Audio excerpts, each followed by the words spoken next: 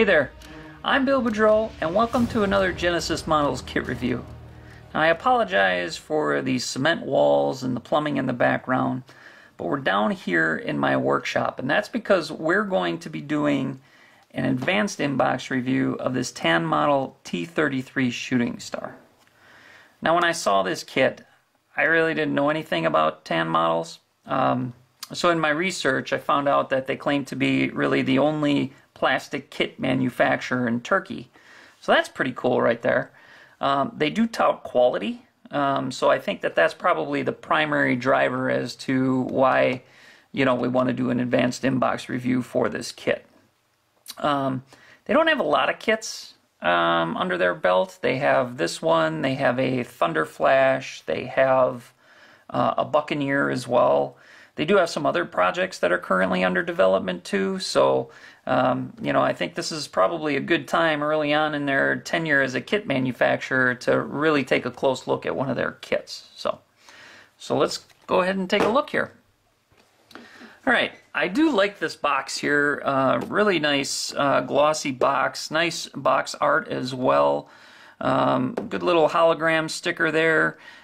They do state here that there is some separate engine detail, quality cartograph decals as well, masks included in here, 10 different options that you can choose from for these kits. In fact, if we kind of take a look at the back side of this box, you can actually see, the 10 different marking options and paint schemes that you could roll with this kit. So another cool feature is, I really kind of like these remove before flight stickers that they secure the box. Other than that, there really isn't anything too special around the rest of the box here, as you can see. Maybe with the exception of the decal sheet and, some really cool pictures of an aircraft that's finished in that box scheme. So let's go ahead and jump into this box. Now, for this advanced inbox review, I'm going to be turning the video on when I actually get to some issues here, but for now we're just going to take a quick look at all of the plastic that's associated with this kit. We're not really going to focus a lot on the details, so let's just take a real quick look at all of these screws. So we've got the canopy clear part here. That's really the only thing that's part of that sprue. For this one, we've got, the nice airframe, the nose section that's right there. These probably the wing tips right here as well. Pretty cool there. Got some canopy. So the T-33, obviously being a trainer, so you have a front and a rear seat. So we've got the instrument panels and the seats there, and the cockpit tub as well.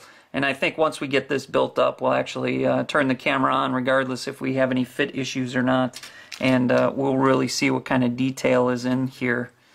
We've got some other sprues right here, some associated with the engine, and some additional parts. Cool there. We've got the, these are kind of stuck together here. Let's try to not break anything. Got some other parts. You can see the tail section right there. Wheels. Actually looks like some pretty good detail with the wheel hubs. I'm looking at some really nice panel lines, panels. Not a lot of rivet detail with this kit, but that might be okay. Coming over, looking at some of the other small parts that really do not have a lot of detail associated with them. So I think the key will be, what does everything look like once we get it together with this advanced inbox review. Here is the wing, the bottom side of the wing here. Really cool, looking very nice. We actually have some rivet detail. Not sure if we can get some focus on that with the camera. But there is within some of these panels some very fine rivet detail with all recessed panel lines as well. So very, very cool. Alright, well, I say let's get building this thing, and again, I'll turn the camera on when we encounter some issues or when we get the major assemblies put together. Okay, so I do have the cockpit tub together, but before we look at that, a couple administrative things here that we're going to take a look at. I don't think I mentioned this when we were looking at the box, but this is kit number 2905, and we are dealing with a 72nd scale kit from Tanmodel.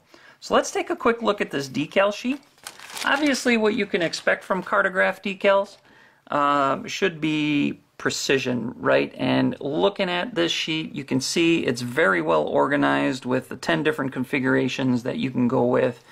And of course, you know, every single one of these, and I'll get you in a little more, very clearly printed and very crisp and clean. So really, you shouldn't have any problems whatsoever with any of these decals. Taking a quick look here at the Canopy Mask. So that is included for these few shapes for the front windscreen as well as for the side panels of that canopy. Here is the clear part, and you can actually get the entire frame around it. So nice little touch there with the mask.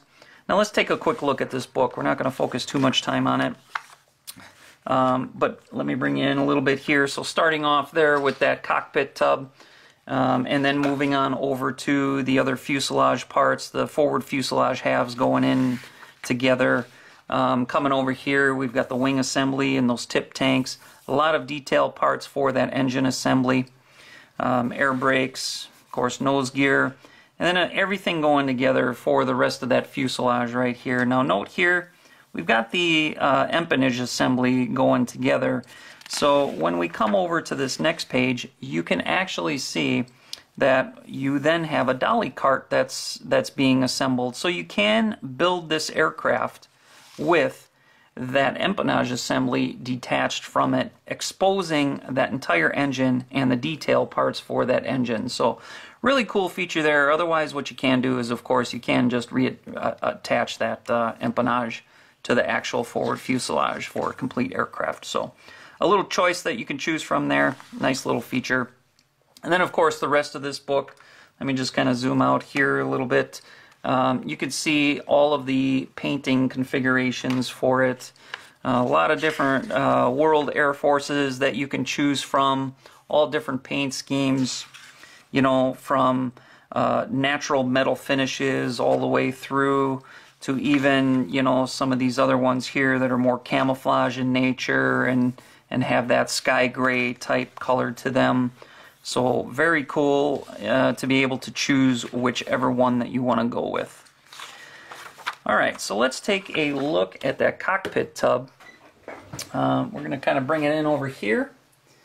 And what I really like about this cockpit tub is, as you can see with those instrument panels, very nice instrumentation going on with the two instrument panels here. And again, you know, note I do have this loosely assembled here, but there is a difference between the forward and the aft instrument panel, so just kind of make sure you get those right. But the only thing that I have a concern with on this particular cockpit tub is, one, the lack of detail here on the side panels. You know, I wish it were a little more decked out for all four of these side panels for both the forward and the aft portion of this tub, as well as the seats, right? I mean, in this aircraft, they are full ejection seats. Kind of get rid of the shadow there. They are full ejection seats, and you don't really get that here. Certainly no seat belts that are part of this, so I kind of wish that you know, they did a little more detail with those side instrument panels as well as the seats, but nothing that a little scratch building can't take care of.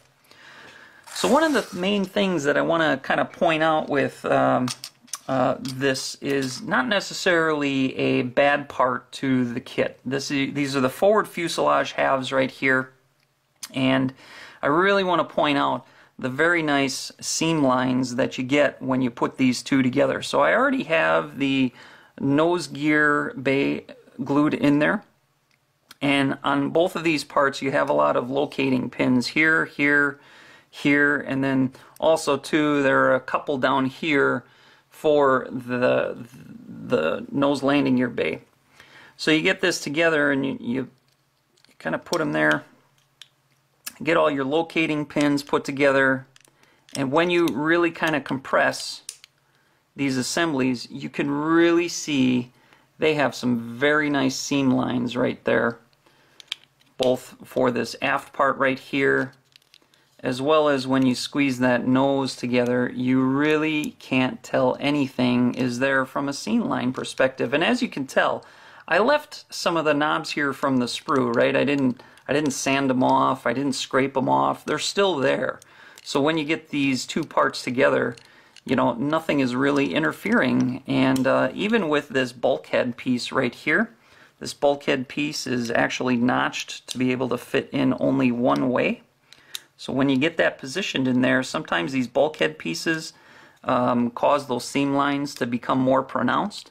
But this one, as you can see right here, that seam line is still virtually invisible when you have that bulkhead in these two halves. So cool feature right there with these forward fuselage halves, and I'll continue on with the build. So our first fit issue with this kit is when the wing actually gets installed on the forward fuselage here. So as you can see, I've got this put together. I've got this belly piece installed on the fuselage assembly, and as you can tell, we have very nice panel lines going all the way around the perimeter of that belly piece. So that just shows that that piece was a very nice fit onto the fuselage assembly. So we have the two locating pins right there, and that is specifically for this wing assembly, so we get that down in there. A little bit of gap right there by that panel line, but nothing with a little positioning can't take care of. So really nice fit on the bottom there. Come around on the top, we get our little clip going here. Get a little pressure between that wing assembly and the fuselage.